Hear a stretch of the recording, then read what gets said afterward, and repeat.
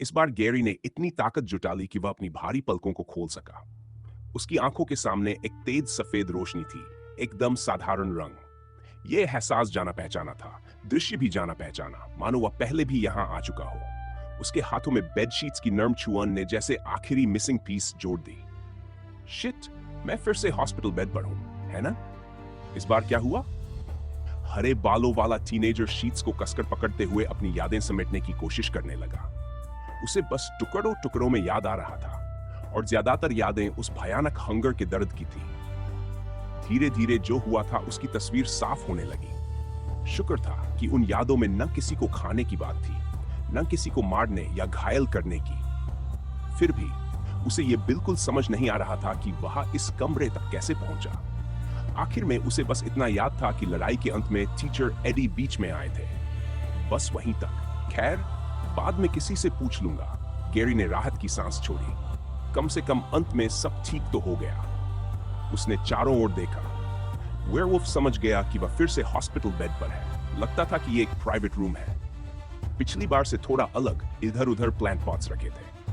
तभी उसे कुछ और महसूस हुआ। धीरे धीरे उसके पेट में फिर से वही दर्द लौटने लगा, हंगर का दर्द। एनर्जी 10 इतनी कम वैल्यू देखकर उसे अजीब सी राहत मिली। उसे थोड़ा आश्चर्य भी हुआ कि उसके पास अब भी कुछ एनर्जी बची हुई है। तभी उसकी नजर आईवी ड्रिप पर पड़ी, जो उसके शरीर से जुड़ी थी, उसे जिंदा रखने के लिए पर्याप्त न्यूट्रिएंट्स दे रही थी। अगली फुल मून तक 30 दिन रुको। क्या मैंने सही पढ़ा? फुल मून, वह तो निकल चुकी है। गैरी के मन में खुशी की लहर दौड़ गई। मुझे अब चिंता करने की जरूरत नहीं।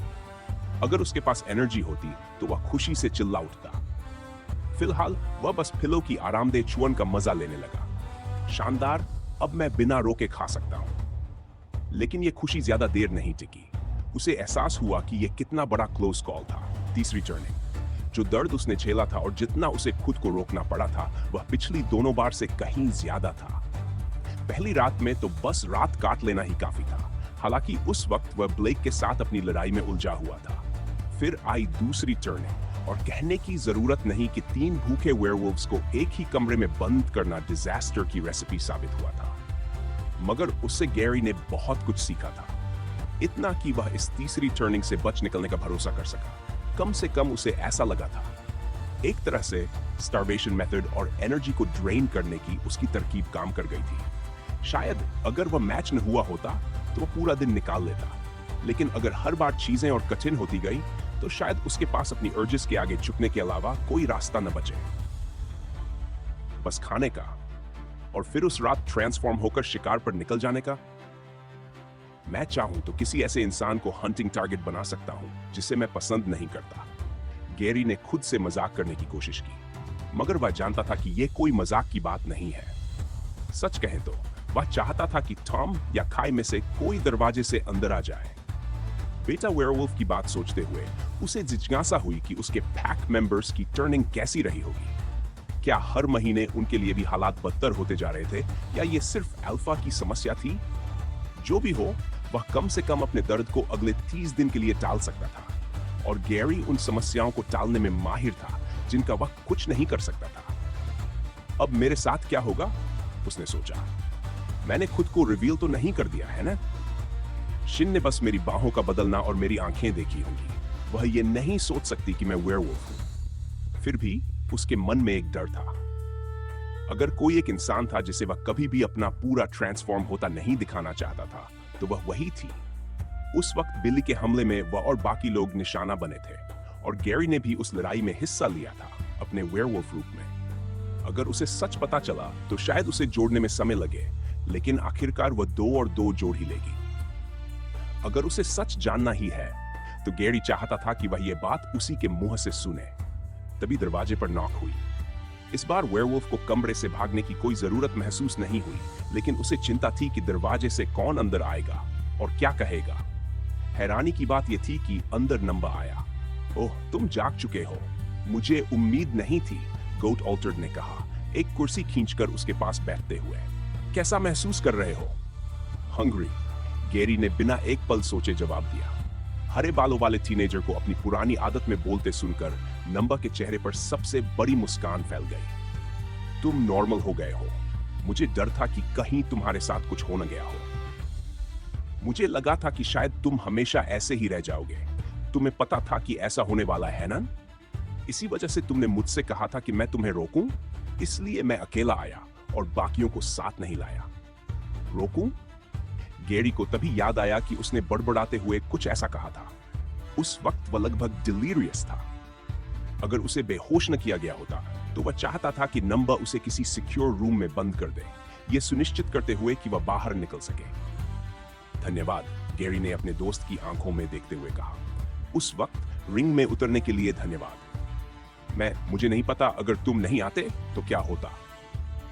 तुमने सच में साबित कर दिया कि तुम कितने अच्छे दोस्त हो। मैं कभी भी इसका बदला कैसे चुकाऊंगा, मुझे नहीं पता। नंबर अपनी सीट से उठा और दरवाजे की ओर बढ़ा। बस करो, दोस्त एक दूसरे के लिए यही तो करते हैं। मैं किसी नर्स को बुलाकर तुम्हारे लिए खाना मंगवाता हूं, हालांकि उससे पहले वे तुम्हारा ब्लड लेना चाहे तो अलग बात है। ब्लड? गैरी चिल्ला उठा। रुको नंबर, क्या इसका मतलब है कि उन्होंने अभी तक मेरा ब्लड नहीं लिया? वेयरवुल्फ को तुरंत वे आवाजें याद आ गई जो उसने बेहोश होने से ठीक पहले सुनी थी। नहीं, शायद नहीं, नंबर ने कहा।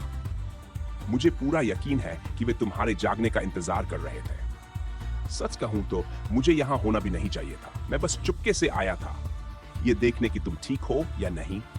तुम्हारे व्यवहार की वजह से एडी को शक था कि तुम कहीं क्रेज्ड ऑल्टर्ड में न बदल रहे हो, लेकिन अब जब तुम ठीक लग रहे हो तो चिंता की कोई बात नहीं होनी चाहिए। काश ऐसा होता।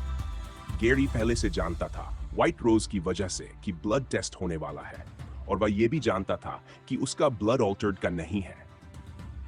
व्हाइट रोज को शायद इससे फर्क न पड़ा हो, लेकिन वह एएफए को क्या समझाएगा, एक ऐसी एकेडमी को जो एक्सक्लूसिवली ऑल्टर्ड के लिए है, कि वह यहां कैसे आया और बिना ऑल्टर्ड हुए ट्रांसफॉर्म कैसे कर पाया। नंबर, गैरी ने गहरी सांस लेते हुए कहा, मेरे पास सब कुछ समझाने का समय नहीं है, लेकिन मुझे तुमसे एक बहुत बड़ा फेवर चाहिए। उस टेस्ट को पास करने के लिए मुझे तुम्हारा ब्लड चाहिए। गैरी की गिड़गिड़ाती आवाज सुनकर नंबर ने दरवाजे की तरफ देखा, यह जांचने के लिए कि कहीं कोई उनकी ओर तो नहीं आ रहा। उसने धीरे से दरवाजा बंद किया और पीठ टिकाकर खड़ा हो गया, ताकि अगर कोई अंदर आने की कोशिश करे तो वह उन्हें कुछ सेकंड का समय दिला सके। गैरी, तुम क्या बोल रहे हो? तुम सच में मेरी ब्लड को अपनी बताने की कोशिश कर रहे हो? नंबर ने पूछा। तुम तो बिल्कुल नॉर्मल लग रहे हो, फिर इसका पॉइंट क्या है? यह बात उलझन भरी थी। गैरी अपने यूजुअल सेल्फ जैसा ही बर्ताव कर रहा था। भले ही वह जल्दी गुस्सा हो जाता हो, लेकिन इसका मतलब यह नहीं था कि वह कोई क्रेज्ड ऑल्टर्ड बन गया है। जरूर कोई और वजह रही होगी, शायद उसकी तबीयत ठीक नहीं थी, लेकिन अगर ऐसा था तो वह सीधे नर्सेस को बता सकता था, ताकि वे किसी और दिन टेस्ट कर लेते। गैरी चुपचाप बैठा रहा। वह पहले भी ऐसी सिचुएशन में फंस चुका था, और उसे याद आया कि कैसे टॉम उसे स्कूल के मेडिकल रूम में ले गया था। तब वह अब भी सोच रहा था कि सच बताए या नहीं, लेकिन यह मामला अलग था। टॉम उसका बेस्ट फ्रेंड था, जिसने खुद सही कंक्लूजन निकाल लिया था, जबकि नंबर, चाहे जितना भी अच्छा दोस्त साबित हुआ हो, उसे गैरी ने 1 महीने से भी कम समय से जाना था, और ऊपर से सबकी नजर में वह सिर्फ एक वुल्फ टाइप ऑल्टर्ड ही था। देखो नंबर, मैं अभी तुम्हें सब कुछ नहीं बता सकता, गैरी ने कहा। मुझे पता है इससे तुम्हें बुरा लगेगा, लेकिन मैं ये तुम्हारी भलाई के लिए कर रहा हूं। मैं नहीं चाहता कि तुम ट्रबल में पड़ो। मैं तब तक मदद नहीं मांगता जब तक सच में जरूरत न हो, लेकिन अगर उन्होंने मेरी ब्लड ले ली तो। वेयरवुल्फ अभी सही शब्द खोज ही रहा था कि नंबर के चेहरे पर एक बड़ी सी मुस्कान आ गई। सब ठीक है गैरी, नंबर ने कहा। हम एक दूसरे को ज्यादा समय से नहीं जानते, लेकिन इतने कम वक्त में हमने कितनी बार एक दूसरे के लिए रिस्क लिया है। असेसमेंट के समय तुम मेरे पास आए, ब्लैक बॉल टेस्ट में मैंने तुम्हारी मदद की, फिर स्टाई वाला मामला, और अब हम यहां तक पहुंच गए हैं।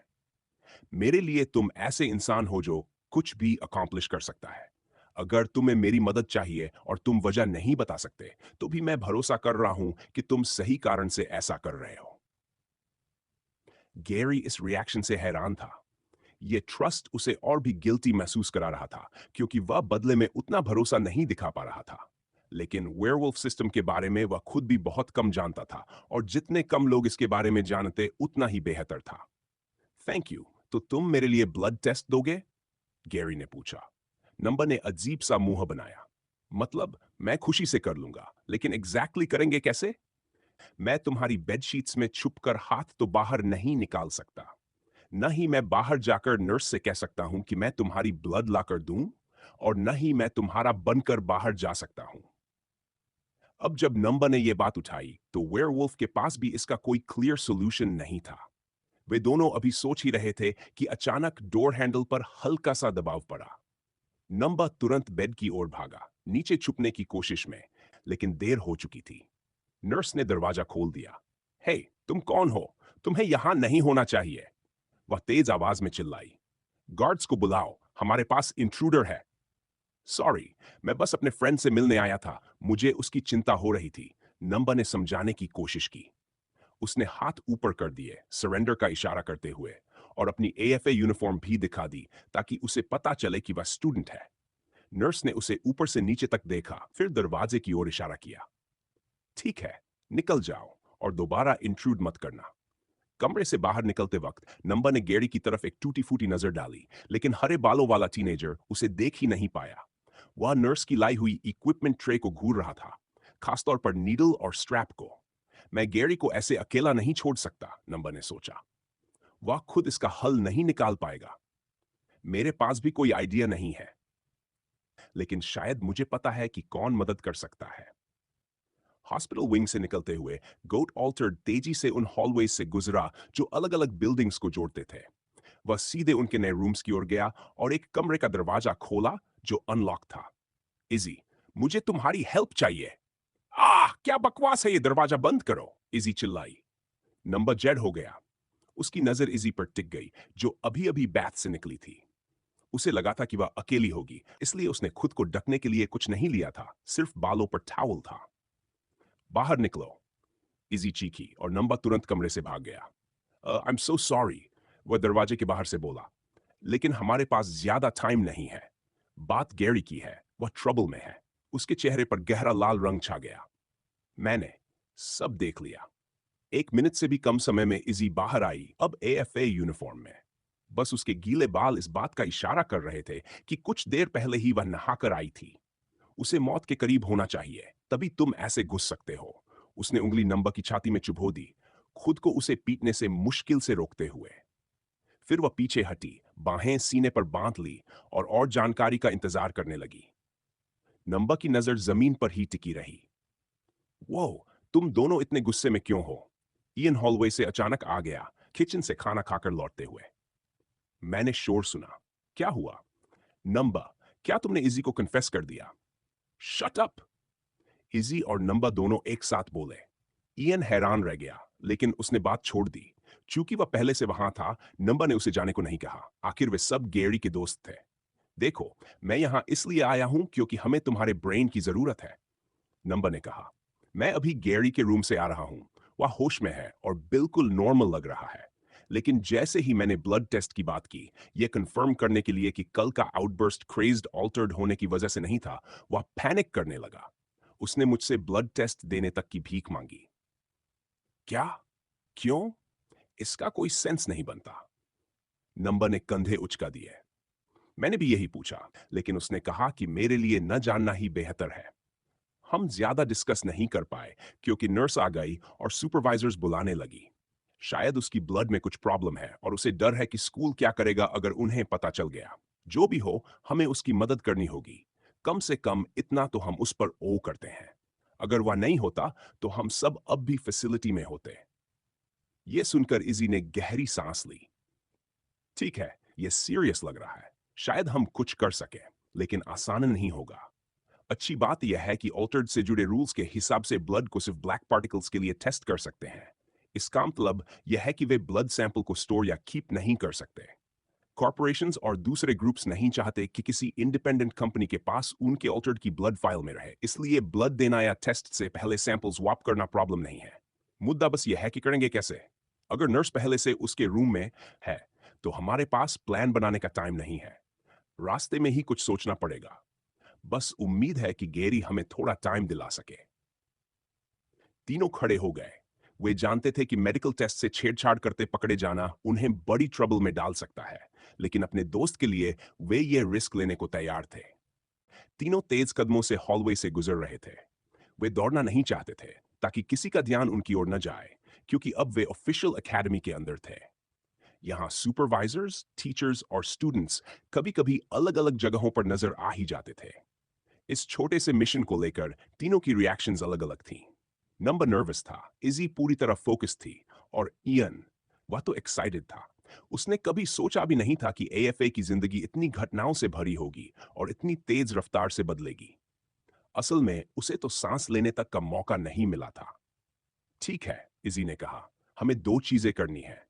पहली, ब्लड के लिए इस्तेमाल होने वाली टेस्ट ट्यूब और सिरिंज हासिल करनी है, और दूसरी, ब्लड निकालना। मुझे नहीं लगता कि तुम दोनों में से किसी को खुद पर ब्लड टेस्ट देना आता होगा। सिर्फ सोचकर ही अजीब लग रहा है, इयन ने जवाब दिया। वे आर्म में वेन ढूंढते हैं, फिर बाइसेप के ऊपर वो स्ट्रैप बांधते हैं। ठीक है, इजी ने बात आगे बढ़ाई।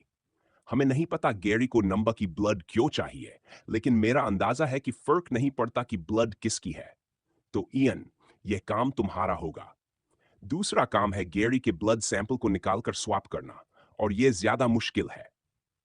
मेडिकल बे पहुंचते ही उन्होंने देखा कि वहां कई स्टूडेंट्स थे, अलग अलग इंजरीज के साथ।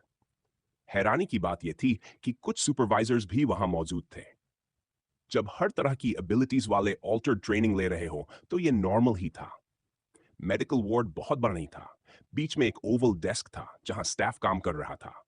नर्सेज इधर उधर आ जा रही थी, इतनी बिजी कि किसी और चीज पर ध्यान देने का समय ही नहीं था। और फिर वे पेशेंट्स थे, जो अलग अलग डोर्स के बाहर ठंडी मेटल सीट्स पर बैठे थे। मैं तुम्हें पहले ही बता रहा था इजी, नंबर ने धीमे स्वर में कहा। स्नीकिंग वाला हिस्सा इतना मुश्किल नहीं होगा।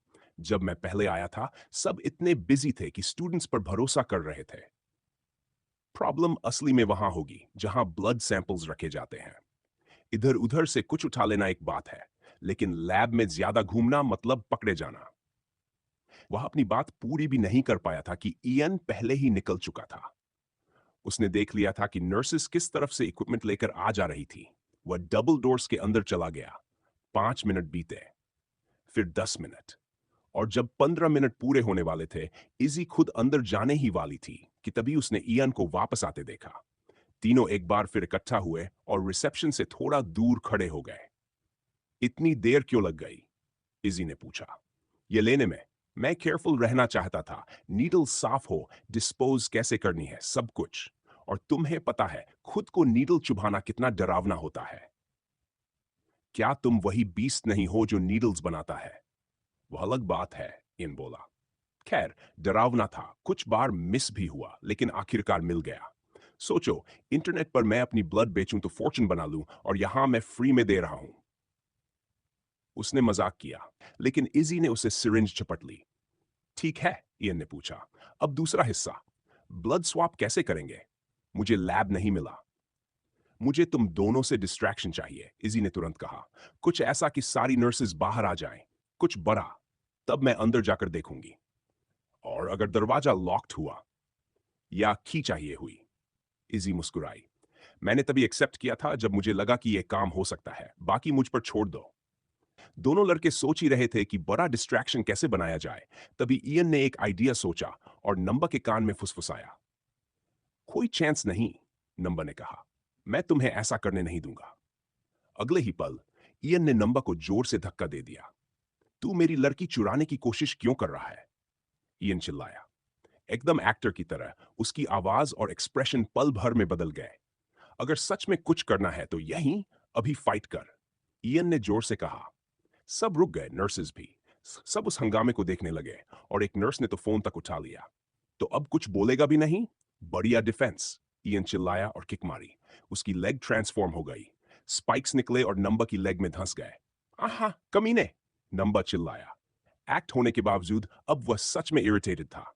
रुको, लड़ाई बंद करो, नर्सेस चिल्लाने लगी। इजी के लिए यह परफेक्ट था। वह कब गायब हुई किसी को पता ही नहीं चला। उसे ज्यादा देर नहीं लगी उस रूम तक पहुंचने में जिसकी उन्हें तलाश थी। एक लैब था, मोटे ग्लास विंडो के साथ, जहां सारे सैंपल्स दिख रहे थे। लगता था कि टेस्टिंग यहीं होती है, कहीं भेजने की जरूरत नहीं पड़ती। हैंडल की ओर हाथ बढ़ाते ही इजी की उंगली बदलने लगी और एक हल्की क्लिकिंग साउंड आई। दरवाजा खोलना उसके लिए आसान था। अंदर आकर दरवाजा बंद किया। वह झुककर टेस्ट ट्यूब्स देखने लगी, साथ साथ वह हाइडिंग स्पॉट्स भी देख रही थी, अगर कोई अंदर आ जाए तो। आखिरकार उसे वह मिल गया, एक ट्रे में बाकी सैंपल्स के बीच। उस पर गैरी का नाम लगा स्टिकर था। इजी ने वह स्टिकर उतारकर ईएन वाली ट्यूब पर चिपका दिया। फिर उसने ट्यूब को वापस ट्रे में रख दिया, जैसे कुछ बदला ही ना हो। लेकिन अब सवाल था, इस ब्लड का क्या किया जाए? एक ब्राइट येलो कंटेनर था जिसमें वेस्ट डिस्ट्रॉय किया जाता था। पास ही सिंक भी था जहां वह इसे बहा सकती थी। गैरी ने हमें यह लेने को कहा था, लेकिन क्यों? क्या वह सच में क्रेज्ड ऑल्टर्ड है या कुछ और? आखिरकार ट्यूब फेंकने के बजाय इजी ने उसे अपने पास रख लिया। गैरी को लेकर उसकी क्यूरियोसिटी अब उस पर हावी हो चुकी थी। नंबर के गैरी को नर्स के साथ अकेला छोड़कर जाने के बाद उस महिला ने सबसे पहले उससे कुछ रूटीन सवाल पूछे और फिर उसका ब्लड सैंपल लेने की तैयारी करने लगी। समय खींचते हुए हरे बालों वाले लड़के ने खाने की मांग की, लेकिन मेडिकल प्रोफेशनल ने साफ कह दिया कि डॉक्टर का ऑर्डर है, पहले टेस्ट होगा, उसके बाद ही खाना। जब कोई बेहतर आइडिया नहीं सूझा, तो वेयरवुल्फ ने कहा कि उसे तुरंत टॉयलेट जाना है। अभी अभी होश में आने के कारण नर्स को उसकी बात समझ में आई। दुर्भाग्य से वह उसे डोर तक छोड़ने आई, और जब गैरी 5 मिनट से ज्यादा अंदर रहा तो नर्स डॉक्टर को बुलाने ही वाली थी। स्वाभाविक रूप से हरे बालों वाला लड़का तुरंत अपने अस्थायी हाइडआउट से बाहर निकल आया। इस पूरे समय गैरी के दिमाग में बस प्लान ही प्लान घूम रहे थे, कोई भी प्लान जो उसे इस सिचुएशन से बाहर निकाल सके। यहां तक कि उसने ये तक सोच लिया था कि टॉयलेट की खिड़की से बाहर कूद जाए, वेयरवुल्फ में ट्रांसफॉर्म हो जाए और एकेडमी में कभी वापस ना आए। लेकिन आखिरकार उसके दिमाग में कुछ भी ठोस नहीं आया। कमरे में लौटने के बाद नर्स ने आखिरकार उसका ब्लड ले ही लिया। हालांकि इससे पहले गैरी ने एक्सीडेंटली मसल्स फ्लेक्स करके एक नीडल खराब कर दी थी। वह अंदर से पूरी तरह टूट चुका था। इस पल उसे पहले से ज्यादा किसी की जरूरत थी जो उसे बता सके कि अब क्या करना है। आखिर में वह बस बेड पर पड़ा रहा अपनी परेशानियों के साथ। एकमात्र अच्छी खबर यह थी कि ब्लड टेस्ट के बाद अब वह खाना खा सकता था। थोड़ी ही देर में खाना आ गया और गैरी अपने दुखों को खाने में डुबोने लगा। गुड बाय एकेडमी, शायद यह आखिरी मील हो जो मैं यहां खा रहा हूं। यह सोचते हुए वह खाना ठूसता चला गया। अचानक बाहर कुछ शोर सुनाई दिया। आवाजें जानी पहचानी लग रही थी, इसलिए गैरी ने बाहर जाकर देखने का फैसला किया। हॉलवे में आगे बढ़ते ही रिसेप्शन पर जमा भीड़ दिखी। अगले ही पल उसे अपनी आंखें कई बार झपकानी पड़ी। उसे यकीन नहीं हो रहा था कि वह क्या देख रहा है। रिसेप्शन के बीचों बीच एक गोट ऑल्टर्ड और एक हेजहॉग ऑल्टर्ड आपस में लड़ रहे थे। शुरुआत में ईएन बस एक्ट कर रहा था, लेकिन कुछ एक्सीडेंटल चोटें लगने के बाद फाइट में असली इमोशंस घुस चुके थे। नंबर, ईएन, तुम दोनों क्या कर रहे हो? गैरी ने जोर से पूछा, क्योंकि दोनों के शरीर पर खून के निशान थे। वह पूरी तरह कंफ्यूज था कि इतनी कम देर में ऐसा क्या हो गया कि उसके दोस्त इस हद तक भिड़ गए। जैसे ही सबका ध्यान नए आए व्यक्ति पर गया, इजी ने मौका देखकर हॉलवे छोड़ दिया। जाते जाते उसने गोट ऑल्टर्ड की ओर हल्का सा थम्स अप किया। यह इशारा था कि उसका हिस्सा पूरा हो चुका है, और फिर वह गायब हो गई। गैरी को जवाब देने के बजाय नंबर दौड़कर उसके पास आया और सबके सामने उसे गले लगा लिया। सब सुलझ गया है, अब तू सेफ है, गोट ऑल्टर्ड ने धीरे से उसके कान में कहा, और फिर उसे छोड़ दिया। ईएन ने आईब्रो उठाई। वह समझ नहीं पा रहा था कि उसे लड़की वाली फेक लड़ाई की कहानी आगे बढ़ानी चाहिए या नहीं। आखिरकार उसने इसे अपनी जीत मानने का नाटक करने का फैसला किया। हाँ, अपने बॉयफ्रेंड के पास ही भाग। अगर फिर उसे छुआ तो इस बार कोई नहीं बचाएगा, ईएन ने जोर से कहा, और किसी के रोकने से पहले ही वहां से निकल गया। यही होता है दोस्तों में, हम एक दूसरे का ध्यान रखते हैं। चलते हुए नंबर ने बिना आवाज के ये शब्द बोले। गैरी ने मैसेज साफ साफ समझ लिया। उसे पूरा यकीन हो गया यह फाइट किसी बड़े प्लान का हिस्सा थी, उसे बचाने के लिए। उस रात कमरे में फिर से चिंता छा गई। गैरी सोचने लगा कि कहीं उसने नंबर के इशारे को गलत तो नहीं समझ लिया। तभी नर्स अंदर आई और ब्लड टेस्ट के रिजल्ट्स बताए। उसके ब्लड में कोई एबनॉर्मेलिटी नहीं पाई गई थी। साथ ही उसे यह भी बताया गया कि सैंपल डिस्पोज कर दिया गया है और रिकॉर्ड से हटा दिया गया है। इसके बाद उसे उसके नए रूम में जाने को कहा गया। एएफए इतना बड़ा था कि जगह ढूंढना थोड़ा मुश्किल था, लेकिन जब उसे लाल, पीली और नीली इमारत दिखी तो उसे यकीन हो गया कि वह सही जगह पर है। अपार्टमेंट ब्लॉक में लगभग 500 स्टूडेंट्स रह सकते थे। भले ही कोई सीधा रैंकिंग सिस्टम ना हो जो हर स्टूडेंट की लाइफ क्वालिटी तय करे, लेकिन ये कलर्स उसी तरह का काम करते थे। एएफए की रेपुटेशन इतनी जबरदस्त होने की वजह यही थी कि वे किसी को भी एएफसी तक पहुंचने नहीं देते थे। फिलहाल गैरी को रेड सेक्शन में भेजा गया था, बॉटम फ्लोर के रूम 114 में। जब वह खुद को प्रूव कर देगा तब धीरे धीरे ऊपर के बिल्डिंग्स में जाएगा। लगता है शिन से अभी टकराना नहीं होगा, लेकिन एक बात सोचने वाली है। जिन स्टूडेंट से हमने फाइट की थी वे तो ब्लू डॉर्मेटरी में होने चाहिए थे। अगर हम जीत गए थे तो क्या हमें अपने आप ब्लू डॉर्मेटरी मिल जाती, या फिर वह फाइट कभी प्रमोशन के लिए थी ही नहीं, बस एक असेसमेंट थी। गैरी को थोड़ा अकेलापन महसूस हुआ। शायद ये सारी बातें नंबर और बाकी लोगों को आज ही समझा दी गई हों। जहां उन्होंने एएफए का पहला दिन एंजॉय किया था, वहीं गैरी हॉस्पिटल बेड पर पड़ा यही दुआ कर रहा था कि जो भी नंबर ने ब्लड टेस्ट के साथ किया था वह काम कर जाए। अब जब वह हर्डल पार हो चुका था, गैरी ने तय किया, अगर अगली फुल मून से पहले वह कोई पक्का तरीका नहीं ढूंढ पाया, चाहे खुद को कहीं लॉक करना हो या जंगलों में भाग जाना हो, तो वह एकेडमी छोड़ देगा। लेकिन जब तक वह यहां है, वह जितना हो सके सीखेगा, कनेक्शंस बनाएगा। कम से कम तब तक जब तक सामने स्टाई जैसे घमंडी आर्स होल्स न हो। अपना रूम ढूंढते हुए गैरी ने नर्स द्वारा दी गई की कार्ड को डोर पर लगाया। हल्की सी बीप के साथ डोर अनलॉक हो गया और खुलते ही फ्रेशनेस की खुशबू उसके नाक में भर गई। ये एहसास बिल्कुल वैसा था जैसे कोई पहली बार होटल रूम में कदम रखता है। बाईं ओर एक साफ सुथरा किचन एरिया था जिसमें 2 स्टोव्स लगे थे ताकि स्टूडेंट्स खुद के लिए खाना बना सकें। उसके बगल में एक फ्रिज रखा हुआ था। दाईं ओर एक बड़ा बाथटब था जो शावर का काम भी करता था। थोड़ा आगे बढ़ने पर एक खुला काफी बड़ा स्पेस दिखाई दिया जिसकी सीलिंग ऊंची थी। कमरे में कुछ बेसिक टूल्स रखे थे जैसे डंबेल्स, और अंत में एक डबल बेड था। एक अकेले इंसान के लिए यह अपार्टमेंट गैरी की उम्मीदों से कहीं ज्यादा था, खासकर जब उसे फैसिलिटी के शुरुआती दिनों की नींद की जगह याद आई। बेशक ये उन लक्जरी रूम्स जैसा नहीं था जिनमें वह आखिर में रहा था, लेकिन जैसा प्रोफेसर्स ने कहा था, वह सुविधा खास सर्कमस्टेंसेस के कारण थी। जिस तरह की जिंदगी गैरी ने जी थी, उसके बाद अचानक लक्जरी छिन जाने की शिकायत करने वालों में वह नहीं था। खम्बक, दिल थोड़ा सा क्यों भारी लग रहा है? यह सोचते हुए उसका ध्यान अपनी मां की ओर चला गया। जाने से पहले वह हॉस्पिटल में उससे मिलने गया था, लेकिन उसकी हालत वैसी ही थी। वह चाहता था कि वह जाग जाए ताकि वह उसे बता सके कि अब उसे उसकी चिंता करने की जरूरत नहीं है। लेकिन वह जानता था, ख्वाहिशें करने से हकीकत नहीं बदलती। जब वह बेड की ओर बढ़ा तो उसने देखा कि वहां एक शीट रखी हुई है। वह उसकी वीकली रोटा थी, पूरा टाइम टेबल, किस समय कौन सी क्लास होगी और उसे कब पहुंचना है। यह सब देखकर उसे फिर से स्कूल की याद आ गई। जैसे ही वह शीट पढ़ने वाला था, डोर पर नॉक हुई। पीप होल से झांकते ही गैरी के चेहरे पर मुस्कान आ गई और उसने डोर खोल दिया। हे, देखो तो सही, आखिर में सब ठीक ही हो गया, इयन कहते हुए अंदर चला आया। वह अकेला नहीं था, उसके साथ इजी और नंबा भी थे। तीनों ने ऐसे रूम में एंट्री ली जैसे पहले से ही उनका हो।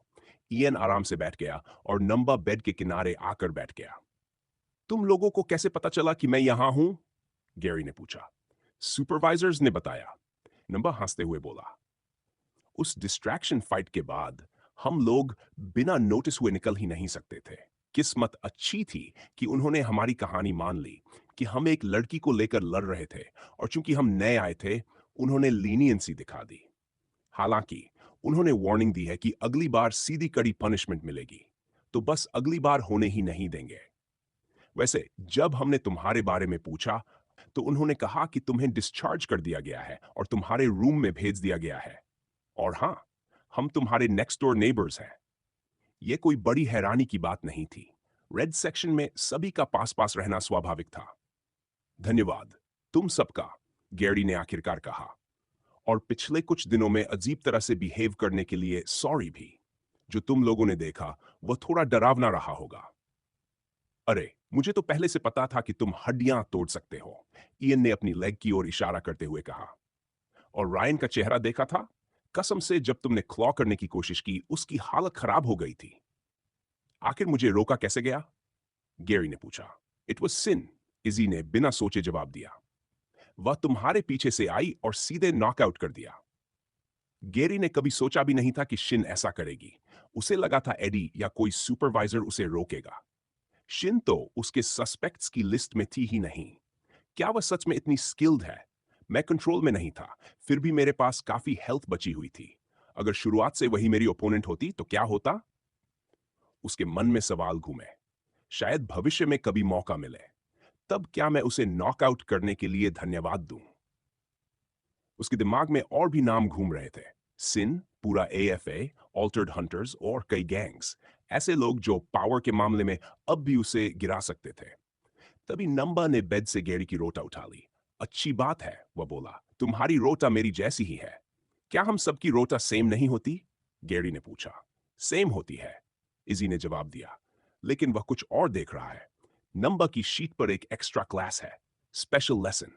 यह हफ्ते में एक बार होती है, लेकिन हमारे टाइम टेबल में नहीं है। गैरी ने शीट देखी। वह क्लास सच में वहां थी। यह देखकर उसकी क्यूरियोसिटी बढ़ गई। चलो, अब तुम्हें आराम करने देते हैं, इयन ने स्ट्रेच लेते हुए कहा। हमारे लिए तो आज का दिन चिल था, लेकिन कल से जरूर प्रेशर बढ़ेगा, खासकर हमारे लिटिल ट्रबल के बाद। तुम्हें प्रॉपर बेड में जल्दी सो जाना चाहिए। सबने सहमति में सिर हिलाया और डोर की ओर बढ़े। डोर बंद करने से पहले इजी ने पलटकर कहा, वार्डरोब देखना मत भूलना, अंदर तुम्हारे लिए एक नाइस सरप्राइज है। डोर बंद हो गया। वार्डरोब? गैरी ने सोचा। वार्डरोब खोलते ही उसे एक छोटा सा बॉक्स दिखा जिसका ढक्कन खुला हुआ था। उसने उसे बाहर निकाला और अंदर झांका। उसमें उसकी कुछ कीमती चीजें रखी थी, वही सब जो फैसिलिटी में आने से पहले जमा करवाई गई थी। सबसे जरूरी चीज उसका फोन। गैरी ने उसे उठाया और तुरंत ऑन किया।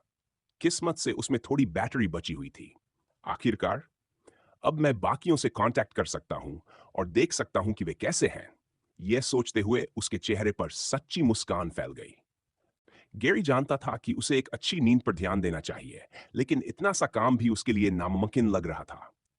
अब जब आखिरकार उसका फोन उसे वापस मिल गया था, तो वह बेताबी से जानना चाहता था कि फैसिलिटी में रहने के दौरान बाहर क्या-क्या हुआ था। उसके बिना भी कोई बड़ी घटना घट सकती थी। हाउलर्स किसी गंभीर मुसीबत में फंस गए हों और उन्हें उसकी जरूरत पड़ रही हो, या फिर सब कुछ अपने आप ठीक चल रहा हो। खुशकिस्मती से उसके फोन ने उसे ज्यादा इंतजार नहीं करवाया। लगातार आती कई डिंग्स की आवाजों ने बता दिया कि उसे भुलाया नहीं गया था। जब उसने देखा कि फोन की बैटरी महज 3% पर आ गई है, तो हरे बालों वाला वह किशोर जल्दी से चार्जर लगाने लगा। एएफए ने सब कुछ बड़ी परफेक्शन के साथ अरेंज किया था, जिससे वह आराम से अपने बिस्तर पर लेटकर कॉन्टैक्ट्स और चैट लॉग स्क्रॉल कर सकता था। गैरी, मुझे उम्मीद है तुम एकेडमी में जबरदस्त धूम मचा रहे हो। तुम्हारे बिना यहां सब कुछ बड़ा अजीब लग रहा है। मुझे इंतजार है तुम्हें टीवी पर देखने का। ये एक छोटा सा मैसेज था जो एकेडमी में उसके शुरुआती दिनों में भेजा गया था। बेशक, हाउलर्स के सभी लोग जानते थे कि वह असल में वहां क्या कर रहा था। मजबूत रहो। छोटा लेकिन बिल्कुल सटीक। अगर यह ऑस्टिन के अलावा किसी और का होता, तो शायद मुझे चिंता हो जाती। इनु, खुशी है कि तुम फेमस सुपरस्टार बनने की राह पर हो। माफ करना कि ऐसे पूछना पड़ रहा है, लेकिन मुझे हाउलर्स बैंक से थोड़े पैसे उधार लेने हैं। तुम्हारे नन होने पर काई पहले से भी ज्यादा स्टिंजी आर्सहोल बन गया है। मैंने उसे समझाया भी कि ये पैसे मेरे लिए नहीं, बल्कि केविन की देखभाल के लिए हैं। गैरी ने इस पर अजीब सा चेहरा बनाया। वह लीडर था, इसलिए कभी कभी फैसले लेना उसका काम था, लेकिन पैसों के मामले में उसे लगता था कि खाई ही सबसे बेहतर समझता है। अगर खाई ने मना किया था, तो जरूर कोई ठोस वजह रही होगी। इसलिए गैरी ने इनु से बस इतना कहा कि वह इस बारे में खाई से बात करेगा, लेकिन कोई वादा नहीं कर सकता। टॉम, मुझे एनआईआरवी में अप्रेंटिसशिप मिल गई है, तो लगता है हम दोनों ही बड़ी चीजों की ओर बढ़ रहे हैं। चिंता मत करना अगर तुम जल्दी रिप्लाई न कर पाओ। मुझे पता है तुम बिजी हो और वहां फोन यूज को लेकर रूल्स भी होंगे। अगर मुमकिन हो तो बस बता देना कि तुम ठीक हो, वरना अगली बार मिलने पर हमारी लंबी डिस्कशन होगी। अपने सबसे अच्छे दोस्त का मैसेज पढ़कर उसे पुराने दिनों की बिटर स्वीट यादें आ गईं। ऐसे शांत पलों में उसका एक हिस्सा चाहता था कि वह वापस सिर्फ वीडियो गेम्स खेले, बिना इन सब बड़े बड़े जिम्मेदारियों की चिंता किए। लेकिन वह जानता था कि यह सिर्फ ख्वाब है। उसके पास ऐसे लोग थे जिनकी उसे देखभाल करनी थी, खासकर उसका परिवार। मुझे कभी न कभी टॉम को कॉल करना चाहिए। शायद हॉलिडेज में उससे मिलने जाऊं। टियर 2 सिटी तक जाने के लिए हमारे पास काफी पैसे तो होने चाहिए, है ना? गैरी ने सोचा। गैरी, मैंने कभी नहीं सोचा था कि मैं ये कहूंगी, लेकिन मुझे सच में तुम्हारी कमी महसूस होती है। सुबह उठकर तुम्हारे कपड़े पड़े देखना, क्योंकि तुम स्कूल के लिए जल्दी में होते थे। मैं अनग्रेटफुल नहीं लगना चाहती। जो अपार्टमेंट तुमने दिलवाया है वह बहुत अच्छा है, और तुम्हारे दोस्त मेरा ख्याल रखते हैं। मैंने कुछ नए दोस्त भी बनाए हैं, लेकिन हर बार घर लौटने पर सब कुछ इतना खाली लगता है। मैं लगभग हर दिन मम से मिलने जाती हूँ। उनकी कंडीशन स्टेबल है, लेकिन उनके जागने के कोई साइंस नहीं है। डॉक्टर ने कहा है कि यह कल भी हो सकता है, अगले हफ्ते भी, या अगले साल भी। कुछ कहा नहीं जा सकता। खैर, मैं तुम्हारी वाइनिंग लिटिल सिस्टर नहीं बनना चाहती। मैं समझती हूं कि तुम्हारे पास जरूरी काम है, लेकिन कभी कभी मिलने आओ तो अच्छा लगेगा। इस मैसेज ने गैरी के दिल की गहरी तारों को छू लिया। यह पढ़ना दर्दनाक था, और यही वह बात थी जिसने पहली बार उसे एएफए आने के अपने फैसले पर सवाल करने पर मजबूर कर दिया। वह अपने परिवार की परवाह करता था। जो कुछ वह कर रहा था अपने परिवार के लिए ही कर रहा था। लेकिन क्या यह सच में सही था, अगर इसके बदले उसे अपनों को पीछे छोड़ना पड़ रहा था? क्या मैं एएफए ज्वाइन करके सेल्फिश बन रहा हूं? अगर मैं हाउलर्स के साथ ही रहता, तो हम उसी इनकम पर आराम से जी सकते थे, है ना? जितना ज्यादा वह सोचता गया, उतना ही उसका दिल उसे लौट जाने के लिए मनाने लगा। लेकिन गहरी सांस लेकर उसने सिर झटका। उसका दिमाग कह रहा था कि वह ज्यादा समय के लिए दूर नहीं गया है, और अब वापस जाना इस पूरी जर्नी को बेकार बना देगा। ऊपर से उनकी मौजूदा जिंदगी पल भर में बदल भी सकती थी। गैंग की जिंदगी सेफ नहीं होती, और नहीं ऐसी होती है जिसमें कोई आराम से चल सके। आखिरकार गेरी ने ऊपर स्क्रॉल करके वह मैसेज खोला जिसे उसने पहले स्किप कर दिया था। मुझे पता है तुम सोच रहे होगे कि मैं तुम्हें हाउलर्स की प्रोग्रेस और हालात की अपडेट दूंगा, लेकिन यहां ऐसा कुछ नहीं मिलेगा। मैं नहीं चाहता कि तुम इन बातों की चिंता करो। तुमने सेल्फिश होने का हक कमाया है, और तुम्हारी सक्सेस आखिरकार हाउलर्स की ही मदद करेगी। इसलिए बस सिन के साथ अपनी हनीमून पर ध्यान दो। वैसे, तुम्हें जानते हुए मुझे पूरा यकीन है कि तुमने उनकी पॉलिसी पढ़ी भी नहीं होगी, तो शॉर्ट वर्जन दे रहा हूं। स्टूडेंट बनने के बाद तुम आमतौर पर आ जा सकोगे। उन्हें पता है कि स्टूडेंट्स के कनेक्शंस की वजह से कभी-कभी उन्हें बाहर जाना पड़ता है। बस किसी टीचर से टाइम ऑफ लेना होगा। इस प्रिविलेज का ज्यादा मिसयूज मत करना, और खास तौर पर हमसे मिलने के लिए मत आना। हम अपने दम पर ठीक हैं। इसके बाद एक और मैसेज था जो काफी रीसेंट था। कल रात फुल मून को लेकर तुम काफी वरीड रहे होगे। शॉर्ट वर्जन यह है कि ओलिविया और मैं दोनों ठीक हैं, इसलिए चिंता मत करो। सच कहूं तो मुझे ज्यादा फिक्र इस बात की कि तुम्हारे साथ क्या हुआ होगा। उम्मीद है तुमने किसी को खा नहीं लिया। शायद 2-4 दिन में न्यूज में पता चल जाएगा। किसी वजह से? काय के मैसेजेस पढ़ते हुए गैरी ने अपना फोन थोड़ा और कसकर पकड़ लिया।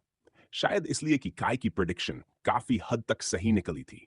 स्माइली साफ बता रहा था कि वह मजाक कर रहा है, लेकिन दोनों जानते थे कि वह पॉसिबिलिटी सच में मौजूद थी। मैंने कहा था कि गैंग बिजनेस की अपडेट नहीं दूंगा, लेकिन हाल ही में गैंग में कुछ बड़े चेंजेस हुए हैं। जब मिलोगे तो खुद देख लेना।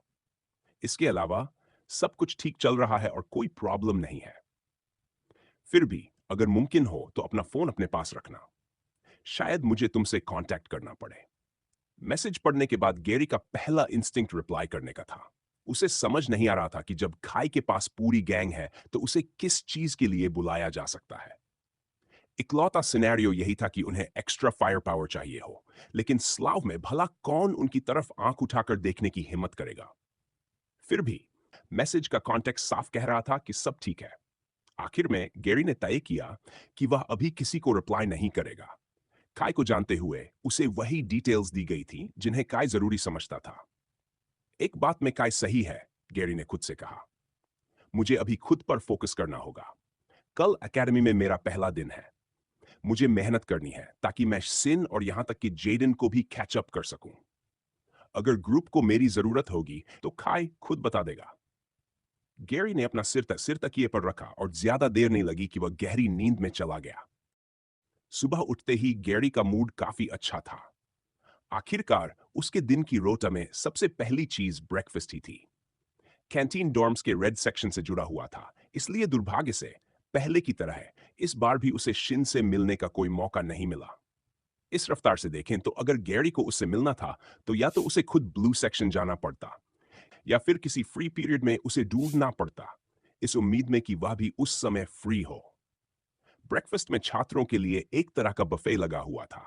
खाना फैसिलिटी जितना एक्स्ट्रावेगेंट तो नहीं था, लेकिन मीट की कोई कमी नहीं थी। सॉसेजेस, बेकन और चिकन ब्रेस्ट भरपूर मात्रा में थे। चूंकि वह पहला दिन मिस कर चुका था और डाइटिशियन से मिलने का मौका भी नहीं मिला था, उसने वही सब उठा लिया जो उसे पसंद था। नतीजा यह हुआ कि वह कई प्लेट्स में सिर्फ प्योर मीट लेकर अपनी सीट की तरफ बढ़ा। पूरे हॉल की नजरें स्वाभाविक रूप से उसी पर टिक गई जब वह मीट के टावर्स उठाए चला रहा था। तुम्हें देखकर अच्छा लग रहा है गैरी, इयन ने कहा जब हरे बालों वाला किशोर बैठा। चारों फिर से साथ थे, खाना खाते हुए। जब तुम फास्टिंग कर रहे थे तब हम सब वरीड थे, लेकिन अब जब तुम ऐसे खा रहे हो तो सब ठीक लग रहा है। कम से कम यह भी पता चल गया कि अगर तुम कभी हंगर स्ट्राइक पर गए तो हमें सावधान रहना होगा कि तुम कहीं पूरी तरह क्रेजी न हो जाओ। इजी ने इयन की पिंडली पर हल्की लात मारी, उसे चुप रहने का इशारा करते हुए। उसे यकीन था कि उनके दोस्त को उस घटना की याद दिलाने की कोई जरूरत नहीं थी। लेकिन तभी उन्होंने देखा कि गैरी हमेशा की तरह खुशी खुशी खाना ठूस रहा था, मानो उसे उस बात की कोई परवाह ही न हो। ब्रेकफास्ट खत्म होने के बाद चारों ने साथ में अपनी पहली क्लास के लिए निकलने का फैसला किया। गैरी के लिए यह अच्छा था कि उसके पास रास्ता दिखाने के लिए दोस्त थे। नंबा ने बताया कि कल वे पहली क्लास में करीब 10 मिनट लेट पहुंच गए थे, सिर्फ इसलिए क्योंकि एएफए बहुत बड़ा था और बिल्डिंग्स की संख्या भी काफी ज्यादा थी। रोटा में बिल्डिंग का नाम और क्लास नंबर तो लिखा था, लेकिन जब यही न पता हो कि जाना कहां है तो उससे ज्यादा मदद नहीं मिलती थी।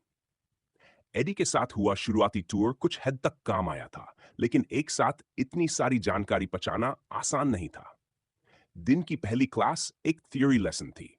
इसका लड़ाई या मार्शल आर्ट्स से कोई लेना देना नहीं था, बल्कि ऑल्टर्ड के हिस्ट्री पर आधारित थी।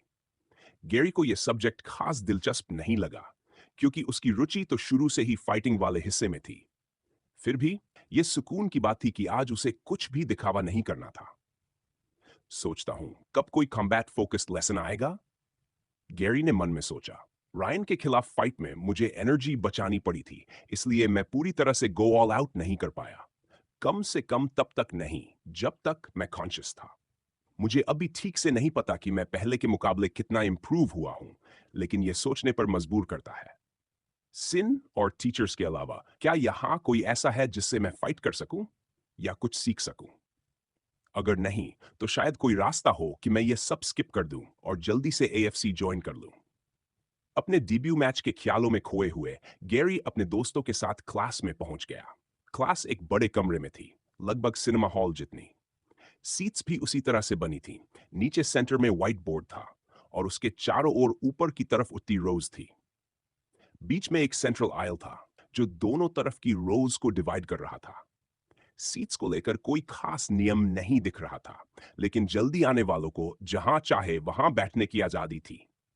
टीचर के आने का इंतजार करते हुए और नए स्टूडेंट्स को अंदर आते देखते हुए कुछ लोगों की नजर गैरी पर पड़ी। वे उसके हरे बालों और सुबह के उसके खाने की आदतों के बारे में फुसफुसा रहे थे। यह अफवाहें भी फैल रही थी कि वह कल की बजाय आज ही क्यों आया। नए स्टूडेंट्स हमेशा पुराने छात्रों के लिए क्यूरियोसिटी का विषय होते हैं। फैसिलिटी की तरह ही यहां भी हर कोई अलग अलग समय से पढ़ रहा था। हालांकि क्लासरूम देखने में छोटा लग रहा था, लेकिन फिर भी करीब 5 और स्टूडेंट्स अंदर आए। बिगिनर ऑल्टर्ड थियोरी, नाम से ही साफ है कि इंटरमीडिएट और एडवांस्ड ऑल्टर्ड थियोरी भी होगी, गैरी ने सोचा। तो लेवल ऊपर कैसे जाते होंगे? क्या हर सब्जेक्ट के लिए कोई टेस्ट होता है और एक सर्टेन स्कोर लाना पड़ता होगा? इन्हीं ख्यालों के बीच 3 और स्टूडेंट्स आए, वू, स्नो और अपोलो। नए अराइवल को देखते ही अपोलो ने बड़े ग्रिन के साथ वेयरवुल्फ की तरफ सिर हिलाया।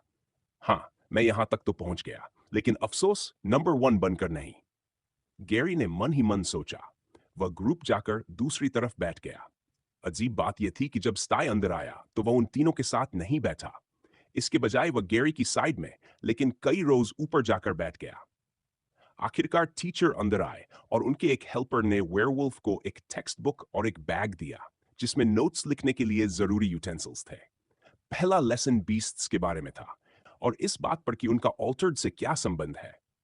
हमने पाया है कि अतीत में बीस्ट्स को उनके अंदर मौजूद क्रिस्टल के आधार पर अलग अलग टीयर्स में बांटा जाता था, टीचर ने समझाया। यही क्रिस्टल उनकी ताकत का मुख्य कारण होता था। संभव है कि ऑल्टर्ड पावर्स में इतना फर्क होने की एक वजह यही हो। हालांकि इस समय हम यह तय नहीं कर सकते कि ऑल्टरिफिकेशन में इस्तेमाल किया गया बीस्ट कितना पावरफुल था, या कम से कम हमें अभी तक कोई आसान तरीका नहीं मिला है।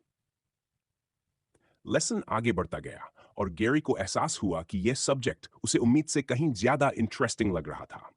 शायद इसलिए क्योंकि यह उसका पहला दिन था और हर चीज ऑल्टर्ड से जुड़ी थी, जिसे वह हमेशा से ही बेहद फैसिनेटिंग मानता आया था। इसके बाद गैरी की एक पर्सनल लेसन डायटिशियन के साथ थी, जबकि बाकी लोगों के लिए फ्री पीरियड था। डायटिशियन ने उससे कुछ सवाल पूछे, जैसे वह आमतौर पर क्या खाता है। उसे थोड़ा ऑकवर्ड महसूस हुआ, लेकिन उसने ईमानदारी से जवाब दिए। वह किसी भी हालत में अपने फूड एक्सेस पर कोई रिस्ट्रिक्शन नहीं चाहता था। मुझे लगता है कि तुम्हारा डाइट तुम्हारे लिए काफी सूटेबल है, फीमेल डाइटिशियन ने हल्की फुल्की मुस्कान के साथ कहा। तुम्हारा ऑल्टर्ड फॉर्म इससे अच्छी तरह मैच करता है, इसलिए तुम्हारा स्टोमक भी बदल चुका होगा। अगर मैंने तुम्हें खुद न देखा होता तो मुझे लगता कि तुम ओवर ईटिंग कर रहे हो, लेकिन तुम्हारे शरीर में उसके कोई साइंस नहीं है। मेरी प्रोफेशनल ओपिनियन में मैं तुम्हें बस यही सलाह दूंगी कि तुम इसी डाइट को कंटिन्यू रखो। मैंने कुछ फैटी फूड्स हटा दिए हैं, लेकिन कल सुबह से लंच और डिनर में सब कुछ तुम्हारे लिए तैयार रहेगा। अगर तुम्हें किसी तरह का एडजस्टमेंट चाहिए तो रिसेप्शन पर बुकिंग करा लेना और मुझसे मिलना। बिना रोक टोक खाने की इजाजत मिलना उसके मूड को और भी शानदार बना गया। और यह अच्छा ही था, क्योंकि अगला लेसन था रहस्यमयी नाम वाला स्पेशल लेसन। यह बिल्डिंग के बिल्कुल अलग हिस्से में था और वहां स्टूडेंट्स की संख्या भी काफी कम दिख रही थी। गैरी एक विशाल स्टील डोर के सामने खड़ा था, पैर हिलाते हुए अपने दोस्त के आने का इंतजार कर रहा था। मेरा इंतजार करने के लिए धन्यवाद। अच्छा लगा कि ये मैं अकेले नहीं कर रहा। नंबर मुझे भी, गैरी ने जवाब दिया। तो ये लेसन आखिर है क्या? मुझे भी नहीं पता, नंबर ने कंधे उचका दिए। एडी ने बस इतना कहा कि यह कुछ स्पेशल होगा। मेरे लिए भी यह पहली बार है। थोड़ी देर बाद उन्होंने एक और जाना पहचाना स्टूडेंट आते देखा। यह थोड़ा सरप्राइजिंग था, लेकिन गैरी के एक हिस्से को इसकी उम्मीद भी थी। चूंकि इजी और इयन के रोटा में यह लेसन नहीं था, उसने पहले ही अंदाजा लगा लिया था कि शायद यह टॉप 3 स्टूडेंट्स के लिए ही हो। कुछ ही पलों बाद अपोलो, वू और स्नो भी आ गए, जिससे वेयरवुल्फ की थियरी और पक्की हो गई। जो भी ये स्पेशल लेसन था, साफ था कि एएफए इसमें सिर्फ टॉप स्टूडेंट्स को ही हिस्सा लेने देना चाहता था। गैरी ने अब तक जो कुछ भी झेला था, उसके बावजूद अपोलो के चारों ओर एक अजीब सी ओरा थी। वेयरवुल्फ के इंस्टिंक्ट्स उसे साफ संकेत दे रहे थे कि उसके सामने खड़ा यह व्यक्ति काफी खतरनाक है। ऐसा नहीं था कि अपोलो जानबूझकर कोई दबाव डाल रहा हो या धमकाने की कोशिश कर रहा हो। बस उसकी मौजूदगी ही ऐसी थी जो गैरी को यह समझा रही थी कि उसे उसी सम्मान के साथ पेश आना चाहिए, जैसे उसने हेड सुपरवाइजर के साथ किया था। दोनों के बीच अब तक मुलाकातें बहुत छोटी रही थीं। बातचीत नाम मात्र की ही हुई थी। फिर भी पिछली 2 बार अपोलो ने जो बातें कही थीं, उनका असर गैरी के दिमाग पर गहरा था। सोचने पर उसे एहसास हुआ कि शिन से बेहतर बनने से पहले या एएफए और एएफसी के किसी भी छात्र से आगे निकलने से पहले उसे इस सामने खड़े इंसान को हराना होगा। समस्या बस यही थी कि उसे यह अंदाजा नहीं था कि अपोलो किस लेवल पर है, या फिर उसके साथ खड़े उसके दोनों टीममेट्स किस लेवल के हैं। मुझे खुशी है कि तुमने मेरी सलाह मानी और अपने ग्रुप में टॉप पर रहकर फैसिलिटी पार की, अपोलो ने कहा। अपोलो द्वारा बातचीत की शुरुआत करना अच्छा रहा, वरना दोनों ग्रुप्स के बीच कुछ देर तक माहौल काफी ठंडा और सूना ही बना रहता। दोनों तरफ के 3-3 लोग आमने सामने खड़े थे, एक दूसरे की आंखों में देखते हुए। स्टाई ने अपनी बाहें मोड़ रखी थी और वह जानबूझकर नजरें फेर रहा था। साफ था कि दोनों ग्रुप्स के बीच कुछ नुच हुआ था, पहले क्लासरूम में और अब यहां। दोनों बातों को जोड़ना ज्यादा मुश्किल नहीं था। नंबर खुद को असहज महसूस कर रहा था। वहां मौजूद सभी लोगों में उसे लग रहा था कि वह ही सबसे ज्यादा आउट ऑफ प्लेस है। आखिरकार उसे खुद भी पता था कि उसने इस जगह को पूरी तरह डिजर्व नहीं किया था और वह खुद को सबसे कमजोर मान रहा था। स्टाई के साथ उसका ड्रॉ शायद किस्मत का खेल था। अगर दोनों फिर से लड़े तो नंबा को पूरा यकीन था कि इस बार स्टाई ही जीतेगा। दुर्भाग्य से मैं टॉप पर टिक नहीं पाया, गैरी ने जवाब दिया। उसने नंबा को दोस्ताना अंदाज में हेडलॉक में ले लिया, जबकि वह अभी भी अपने ही ख्यालों में खोया हुआ था। इसने मुझसे वो छीन लिया। यह सुनते ही अपोलो की नजरें नंबा पर टिक गई। तुम क्या कह रहे हो गैरी? गोट ऑल्टर्ड ने तुरंत विरोध किया। मैं तो यहां सिर्फ तुम्हारी वजह से पहुंचा हूं। वह नहीं चाहता था कि फिर से गलत उम्मीदें बने, जैसी पिछली बार दूसरे ग्रुप के साथ हुई थी। यह सुनकर अपोलो के चेहरे के भाव बदल गए। हूं, मैंने इसे इतना सॉफ्ट नहीं समझा था। एक पल के लिए उसने गैरी के बारे में अपने आकलन पर भी सवाल उठा लिया। अपोलो को लगा था कि गैरी भी उसी जैसा है। अगर वह उसकी जगह होता तो किसी दोस्त के लिए भी नंबर वन स्पॉट कभी नहीं छोड़ता। फिर भी कहीं न कहीं उसे महसूस हो रहा था कि दोनों में कुछ समानता जरूर है। तुम लोग हमसे पहले यहां आ गए थे, गैरी ने पूछा। तो क्या तुम बता सकते हो कि यह स्पेशल लेसन आखिर है किस बारे में? स्नो और वू ने एक दूसरे की तरफ देखा, फिर जवाब दिया। हमारे लिए भी यह पहली बार है। यह हमारे टाइम टेबल में तो था, लेकिन हमें कहा गया था कि बुलाए जाने तक इंतजार करें। तो अब हम यहां हैं। यह अजीब था कि इस चीज में सिर्फ वही 6 लोग शामिल थे। इससे गैरी की जिज्ञासा और बढ़ गई। क्या यह महज इत्तेफाक था कि एएफए ने यह लेसन तब तक शुरू नहीं किया जब तक 6 लोग इकट्ठा नहीं हो गए? क्या इसका नंबर से कोई संबंध था? या फिर इसे तैयार करना इतना मुश्किल था कि वे इसे एक साथ बड़े ग्रुप में ही करना चाहते थे? वजहें बहुत हो सकती थी। एक ही बात साफ थी, वे फैसिलिटी से टॉप 3 के रूप में निकलने वाले छात्र थे। मैंने इसके बारे में दूसरे स्टूडेंट से सुना है, अपोलो ने कहा। जो छात्र फैसिलिटी को 1 महीने से कम समय में टॉप 3 के तौर पर पार पार करते हैं, एएफए उन्हें रिवॉर्ड देता है और उन्हें एक स्पेशल कोर्स में हिस्सा लेने की अनुमति देता है। बाकी लोग ये सुनकर उत्साहित होने लगे, लेकिन गैरी के मन में घबराहट बढ़ रही थी। अगर यह स्पेशल कोर्स ऐसा हुआ जिसमें सिर्फ ऑल्टर्ड ही ट्रेनिंग कर सकते हो, तो क्या होगा? हाल के दिनों में उसकी वेयरवुल्फ आइडेंटिटी ही उसके लिए सबसे बड़ी परेशानी बनती जा रही थी। वह कई बार पकड़े जाने के कगार तक पहुंच चुका था। भले ही वह बिल्ली नहीं था, फिर भी उसे लग रहा था कि उसने अपनी 9 जिंदगियों में से कई पहले ही खर्च कर दी हैं। जब गैरी अनजानी बातों को लेकर सोच में डूबा हुआ था, तभी डबल डोर्स के खुलने की आवाज आई। दरवाजे बेहद मोटे स्टील के बने हुए थे, लगभग एक पूरे हाथ की लंबाई जितने मोटे। उनसे बाहर एक बेहद सजे धजे वयस्क निकले, जिन्हें देखकर साफ लग रहा था कि वही टीचर होंगे। उनके आउटफिट में काला रंग सबसे ज्यादा था, जिसमें हल्के से लाल रंग की झलक मिली हुई थी। उन्होंने काला कोट पहना हुआ था, काले बूट्स थे और काले ग्लव्स में उन्होंने एक बड़ा स्टैफ पकड़ रखा था, जिसके सिरे पर एक बड़ा रिंग लगा हुआ था। उस रिंग पर कई काले फेदर सजे थे, जो उसी पक्षी के लग रहे थे, जिसके फेदर्स उनकी गोल्डन नेकलेस पर भी थे। उनके ऑनिक्स रंग के बाल ऊपर की ओर नुकीले थे, जैसे किसी फेदर का आकार हो, और उनकी नीटली ट्रिम्ड दाढ़ी उनके गोल चेहरे को ढक रही थी। मेरा नाम क्रोली कॉर्विस है, टीचर ने दोनों हाथ उठाते हुए अपना परिचय दिया। अगर तुम चाहो तो मैं इस लेक्चर में तुम्हारा टीचर बनूंगा। अगर तुम्हें लगता है कि तुम इसके काबिल हो, तो मेरे पीछे आ जाओ। स्टाफ को जमीन पर जोर से पटकते हुए उन्होंने अपनी बात खत्म की। इसके बाद टीचर ने कुछ नहीं कहा। वह मुड़े और दरवाजों के भीतर चले गए, चलते समय हल्के से अपनी बाहें फैलाते हुए, जिससे उनका कोट पंखों जैसा लग रहा था। ऐसा प्रतीत हो रहा था मानो कोई इंसान उड़ने की कोशिश कर रहा हो, हालांकि क्राउली जमीन से 1 इंच भी ऊपर नहीं उठा। नंबर ने गैरी की तरफ देखा। यह सब क्या था? गोट ऑल्टर्ड ने पूछा। मुझे नहीं पता, गैरी ने कंधे उचका दिए। शायद रोल प्लेइंग कर रहे हो या कुछ ऐसा। बिना किसी हैरानी के सब उसके पीछे पीछे कमरे के अंदर चले गए। जैसे ही स्टाई अंदर आया, उनके पीछे स्टील डोर्स जोर से बंद हो गए। उसके तुरंत बाद लॉकिंग मैकेनिज्म की आवाज सुनाई दी। गैरी के दिमाग में चिंता की एक लहर दौड़ गई। इतनी मोटी स्टील डोर की जरूरत क्यों थी? और उसे लॉक करना क्यों जरूरी था? बड़े स्टील डोर्स को देखकर सभी को लगा था कि वे किसी विशाल कमरे में जाने वाले हैं, लेकिन अंदर पहुंचते ही वे एक और भी छोटे कमरे में आ गए। सामने फिर से एक लॉक्ड डोर था। यह कमरा मुश्किल से 20 लोगों के खड़े होने लायक था। कुछ सीट्स लगी हुई थी और एक टीवी था जिसके पास पीछे की ओर मिस्टर कॉर्वस खड़े थे। इस टास्क के लिए एकेडमी ने खास तौर पर तुम्हें चुना है, मिस्टर कॉर्वस बोले। यह ऐसा काम है जो हर कोई नहीं कर सकता। अगर तुम्हें कोई समस्या हो तो पूछो। इसी वजह से आगे बढ़ने से पहले मुझे तुम्हें सभी जरूरी डॉक्यूमेंट्स देने होंगे। मिस्टर कॉर्वस ने अपना अजीब स्टाफ घुमाया और अचानक सीट्स के नीचे से कागज निकलकर छात्रों की गोद या हाथों में आ गिरे। यह देखने में मैजिक जैसा लग रहा था, हालांकि साफ था कि ऐसा नहीं था। गैरी ने अंदाजा लगाया कि यह टीचर की ऑल्टर्ड पावर से जुड़ा हुआ होगा।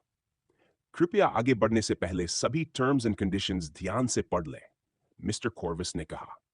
और याद रखें, आपके पास एक्सेप्ट या डिक्लाइन करने का विकल्प है। ईमानदारी से कहें तो गैरी को यह सारा रहस्य और घुमा फिराकर बात करना पसंद नहीं रहा था। वह एक सीधी क्लास लेना ज्यादा पसंद करता, लेकिन अपोलो की बात याद करके उसने तय किया कम से कम यह देखना तो बनता है कि यह लेसन आखिर है क्या। आखिरकार शायद यही वह चीज थी जिसने शिन को इतनी तेजी से ग्रो करने में मदद की थी। संभव है कि एएफसी में जो भी बड़े और मशहूर लोग बने हों, वे सब इस रास्ते से गुजरे हों। ऐसे स्पेशल क्लास को नजरअंदाज करना मुश्किल था। कागज पर लिखा था, By signing this document, I hereby agree to all the stipulated rules.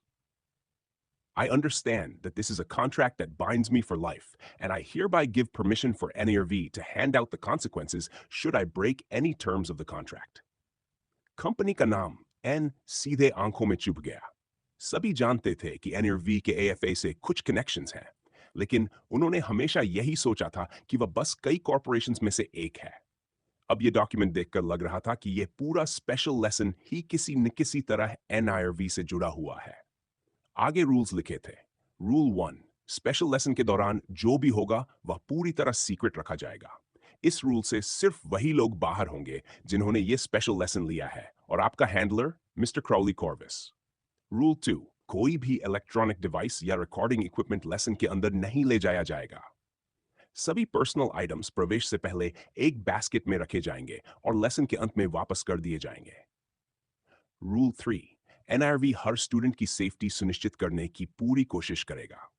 दुर्भाग्यवश यदि किसी स्टूडेंट की डेथ हो जाती है तो उसकी कॉरपोरेशन, स्पॉन्सर या फैमिली मेंबर्स को भारी कॉम्पेंसेशन दी जाएगी।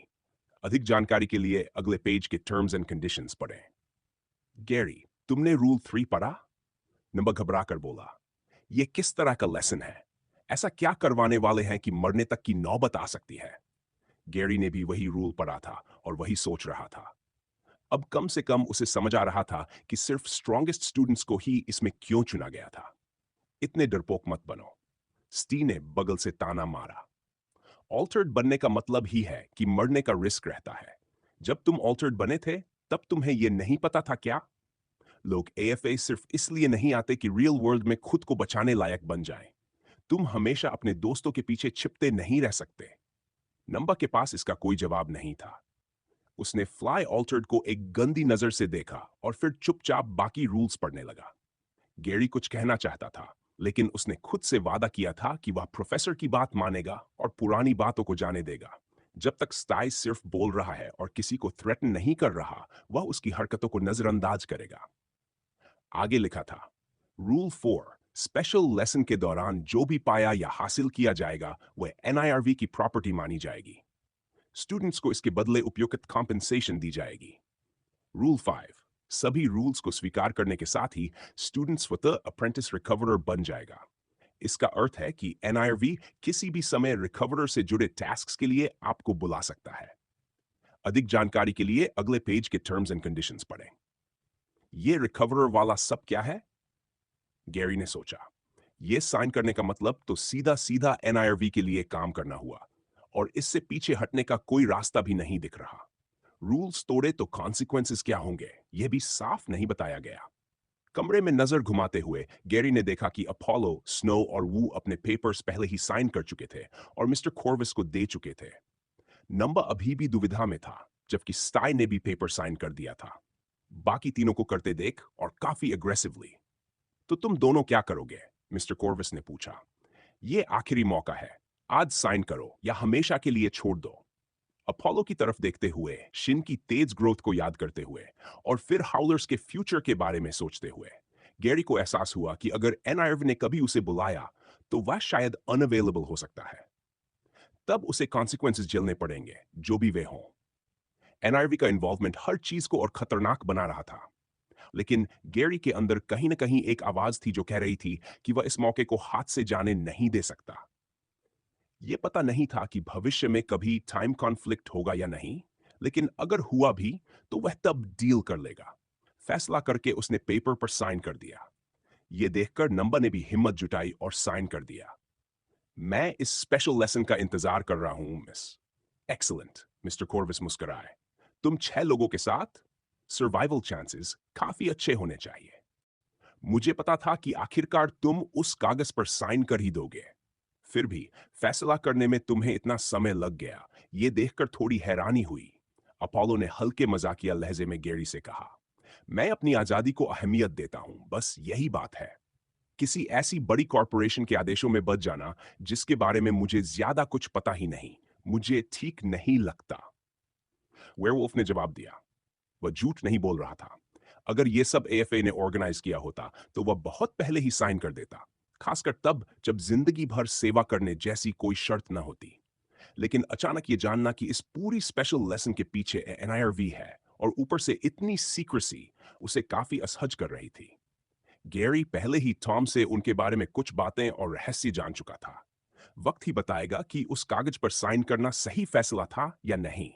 वह बस यही उम्मीद कर सकता था कि अपनी आजादी पर लगाई गई ये पाबंदी सच में किसी कीमत की होगी। अगर सिन की ताकत वाकई इसी स्पेशल लेसन से आई थी, तो अपनी सेवाएं बेच देना शायद बहुत छोटी कीमत थी।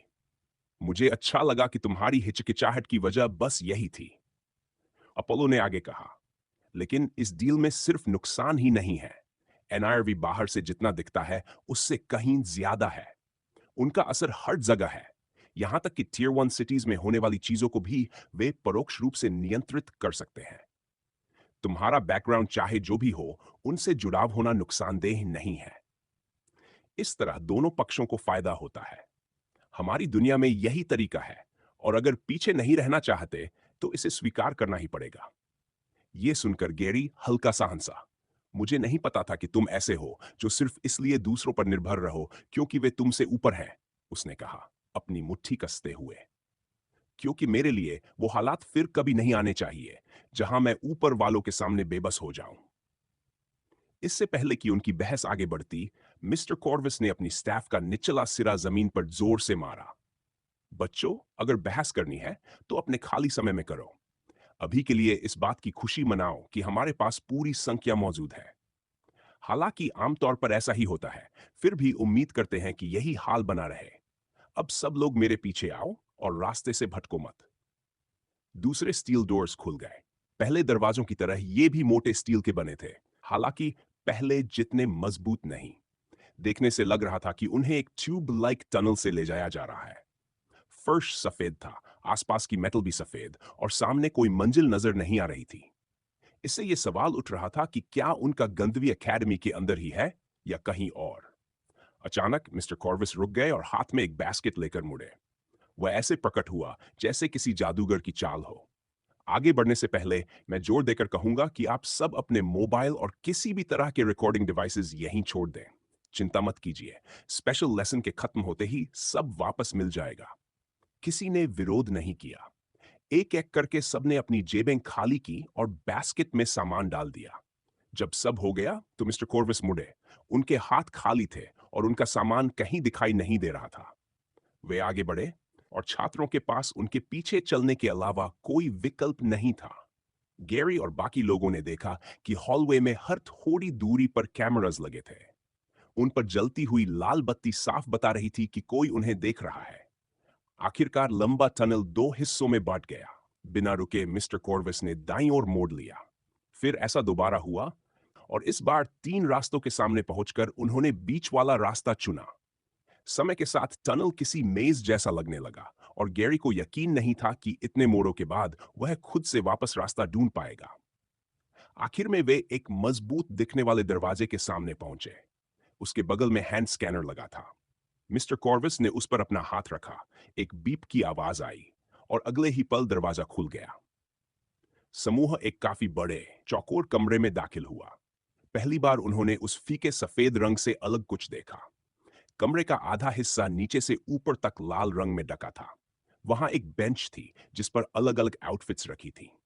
परंपरा के मुताबिक वहां भी एक बड़ा मेटालिक स्टील डोर मौजूद था। कमरे का दूसरा आधा हिस्सा बिल्कुल वैसा ही था, बस रंग नीला था। सबसे पहले आप सब अपने अपने नेम टैग वाली यूनिफॉर्म्स पहन लें और तैयार होने के बाद अपनी जगह पर खड़े रहें। मिस्टर कॉर्विस ने आदेश दिया। वेयरवुल्फ ने आउटफिट्स देखी और नीले हिस्से में अपना नेम टैग मिलने पर उधर चला गया। चलते हुए उसने दूसरी दो आउटफिट्स पर नजर डाली और रुक गया। फिर मुड़कर देखा। उसी वक्त अपोलो, जो लाल हिस्से की ओर जा रहा था, उसकी नजर से मिला। दोनों के चेहरों पर नाखुशी साफ थी। शिट, नंबर ने गाली दी। लगता है हम एक ही ग्रुप में नहीं हैं। तुम सही हो, मिस्टर कॉर्विस ने बताया। टीम्स आपकी परफॉर्मेंस रिव्यूज के आधार पर बनाई गई हैं ताकि दोनों ग्रुप्स की ताकत लगभग बराबर रहे। चूंकि आप लोगों की संख्या तुम सही हो, मिस्टर कॉर्विस ने बताया। टीम्स आपकी परफॉर्मेंस रिव्यूज के आधार पर बनाई गई हैं ताकि दोनों ग्रुप्स की ताकत लगभग बराबर रहे। चूंकि आप लोगों की संख्या सम है, इसलिए मुझे किसी को भरने की जरूरत नहीं पड़ी। नंबा के चेहरे पर चिंता साफ दिख रही थी। गोट ऑल्टर्ड शुरू से ही साइन करने को लेकर हिचकिचा रहा था। उसके फैसले में एक बड़ा कारण उसका अपने नए दोस्त पर भरोसा था। लेकिन अब ऐसा लग रहा था कि वे अलग कर दिए गए हैं। और जैसे ये काफी नन हो, रेड टीम में वह अपोलो और स्टाई थे। कम से कम पहले दो एक दूसरे को जानते थे, लेकिन उसके और अपोलो के बीच कोई रिश्ता नहीं था। और स्टाई के साथ तो दुश्मनी ही थी। उस स्पेशल लेसन में जहां एक छात्र की मौत तक की संभावना बताई गई थी, यह स्थिति बिल्कुल भी आदर्श नहीं थी।